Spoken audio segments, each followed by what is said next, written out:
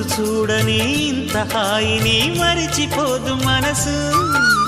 ఒదిగి ఉండి నీ వాకిటిలో బదులు కోరి నే నిలుచున్నా.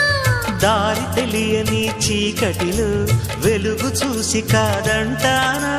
ఊరించి ఇది ఏ మాసం? ప్రేమించే ప్రతి గుండెను అందెల సందడి చేసే హేమంతం ఇది. మన సొంతం అయినది.